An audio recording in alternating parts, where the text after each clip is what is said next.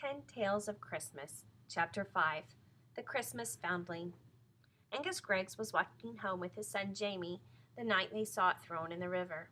It was the 23rd of December, after 10 o'clock, and a fine drizzle was falling on the little village in Scotland. A car swished past them and stopped in the middle of the stone bridge. Next, they saw a man haul out of the car something that looked like a heavy sack and push it over the railing. Then the car drove off, the rear lights dwindling to 2 red dots. In a flash, Angus and Jamie were up on the bridge, peering down into the swirling water 30 feet below.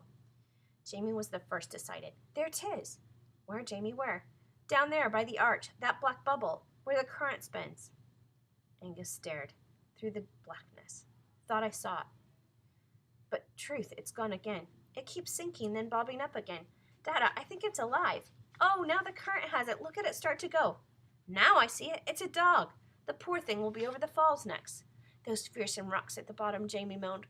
"Oh, what can we do to save him?" "There's naught we can do, lad. If I could swim, I'd be after him in a minute, but without a boat or a net, it's no use. Come home, Jamie. It doesn't bear watching." Trying to draw the boy away, Angus started again along the bridge. After a few paces, he looked round and saw Jamie, out of his cap, jacket, and boots, climbing over the railings. "Stop, Jamie, stop!" Angus shouted, dashing to make a grab for him. But Jamie was gone, feet first, plummeting down into the rushing darkness. Angus heard the water hit Jamie's body with a great thwack, and as it closed over his head, he could almost see Jamie turn stiff from the shock and terrible cold. "Catch hold of the arch!" Angus yelled, as gasping and choking Jamie surfaced. There was no answer. Like the animal before him, Jamie spun in the icy current, unable to find his muscles. "Do you hear me, Jamie?" his father shouted again. "Hold to the bridge. I'll run and get you a rope." But Jamie didn't hear or didn't heed. He must have found his muscles, for now he struck off downstream. Farther down the river, Angus could still make out the small bob of the dog's head, disappearing, reappearing, and swerving from side to side, not swimming the way any sensible animal would swim. The bridge was deserted. His heart pounding, Angus raced to the bank, toward which he knew the current turned. Sliding down the muddy bank, he scrambled over the slippery rocks along the edge of the river, calling, "Jamie, Jamie, where are you? Give over, lad. Swim for the shore." Through the rain and wind, he thought he heard an answering call, but it was hard to tell, for now the noise of the falls was growing louder. Shouting himself hoarse, Angus waded into the river. It was then that he heard Jamie's faint voice call, "I have him." Half wading, half climbing over the boulders, Angus tried to keep abreast of the sound of the swimmers.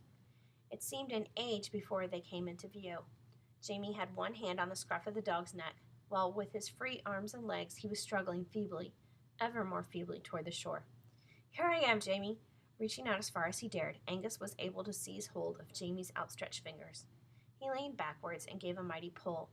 With that, the dog's wet neck slipped from the boy's tired grasp, and Angus saw the animal, with its terrified, stricken eyes, being borne away down in the stream. Gasping, sobbing, Jamie flung himself on the rocks, his cries of "He's gone! He's gone!" muffled by the roar of the nearby falls. "You had courage, lad. No one could have tried harder," Angus said, his face in his hands. When he looked up again, he could hardly believe his eyes. The dog was still alive. Only a few yards from shore, its neck extended, its back braced against the murky sky, it was crouched in the water on the flat top of the concrete dam. Something had caught and trapped it there. Shaking with cold and fear, Angus clambered over the rocks up alongside. Then back into the river he went. One false move and over the falls he would go. His fingers clutched the rough inner edge of the dam as he slithered sideways, water foaming about his shoulders. The next minute he had found it, the short piece of rope, one end around the outstretched neck, the other end attached to a lead weight, and the weight snagged in the roots of a falling tree. With a jerk, Angus dislodged the weight and, holding the rope taut, he inched himself and the dog toward the bank. At last they toppled onto the shore, shivering with cold. An instant later, Jamie was beside him, his teeth chattering. Side by side, the three of them stumbled against each other in the darkness, crawling up the steep bank to the lighted street. The sight of the holiday shop windows reminded Jamie. "The Christmas cookies in my pockets are all a mush. Mom said I was to give you some." Will she be letting us keep the beast, do you think? I was just wondering that, lad. Your mother is... Angus sighed. When I was growing, I always had a dog, but your mother doesn't favor animals. She's had no experience with them. Her mother never had so much as a bird. It'll break my heart if she doesn't. Then let me handle it, Jamie, Angus said. Perhaps I can win her round. A few minutes later, Angus pushed open the door of their cottage. Maggie Greggs looked up from the rocker where she sat sitting, knitting by the coal fire. Saints above, what have the pair of you been up to? Maggie sprang to her feet. Did you push one another into the river? Jamie, where's your jacket? And no boots? Down on the bridge, in his cap too, Angus spoke between blue lips. You'll catch your death, she rapped her knuckles against the staircase. David, wake up. I want you to fetch your brother's clothes. He turned back to them. Hold still and let me undo the buttons. Undo Jamie's, not mine a while. First, I've brought a friend to make your acquaintance. At this hour? Maggie's hand flew to her neat hair and her eyes searching the neat room. 4 heads of assorted sizes peered over the banister. Are you called David? Scolded their mother. Bring back to bed, the rest of ye. Jamie, what happened? They chorused, and then, oh, look at that, as Angus with the great black dog lumbered into the room. It's Jamie's Christmas present, said Angus, a day or 2 ahead of time, but welcome. Speak for yourself, Angus Griggs said his wife. No great hungry beast is welcome by me. I'm thinking a boy has a right to a Christmas present he's risked his life for, said Angus gently. 'Twas a brave act on his part. The children tumbled down the stairs. Was he drowned, Jamie? Did you save him? Faith, I shall lose my wits, cried Maggie. All this hubbub and water all over my clean floor. Into the kitchen with the 3 of you, and off with your things. As for ye, David, down to the bridge, on the double, and find your brother's clothes before somebody thieves them. Angus and Jamie were soon sitting by the fire, wrapped in woolen blankets, mugs of sweet, steaming tea cupped into their hands. Between them lay the great black dog, the children taking turns drying its fur.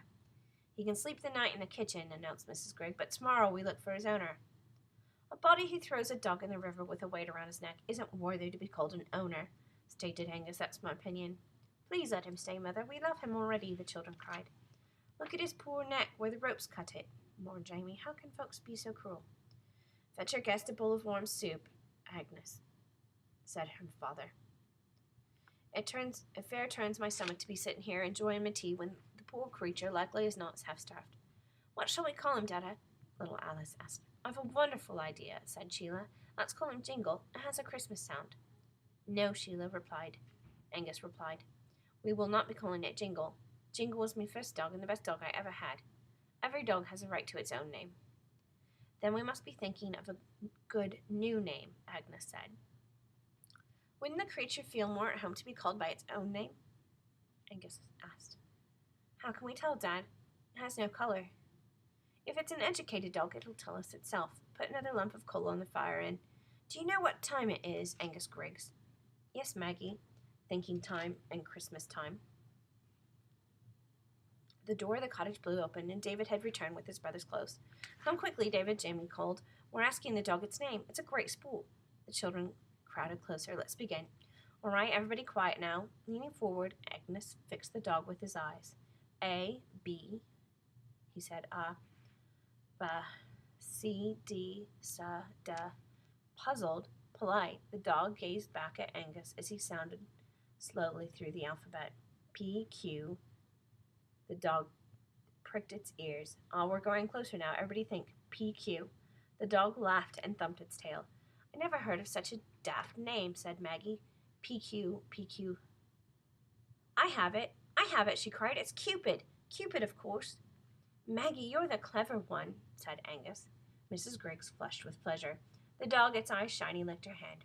Well, I never, Maggie exclaimed, staring at her hand. Still, it is a daft name for such a great beast. 'Twasn't so daft when it was a round ball of black fur, Angus retorted, and considering that Cupid was a wee god of love, you might call it a very good name indeed. What's ailing him now? Maggie broke in. She eyed the animal as it ran round and round the room, sniffing at the corners. Suddenly, it began to whine and bite at itself. Quick, David, open the door. Perhaps he's wanting to go out. Fetch us the laundry basket, lad, said Angus. It isn't out she's wanting, Maggie. It's a bed in a dark corner. She? Maggie looked stung. Where are your eyes, girl? Can't you see Cupid's about to become a mother? That's why they threw her over the bridge. Oh, cried Maggie. Now that was a frightsome thing to do. She looked at the ring of pleading faces surrounding her. Upstairs with the pack of you, she cried, and don't be disturbing the patient. Your father and I may have something to show you in the morning. A Christmas present for each of the kiddies if I know anything, Angus said to himself. Give her time, lad, he whispered to Jamie. Your mother has to be led on a loose rein. Mrs. Griggs herded the children up the stairs.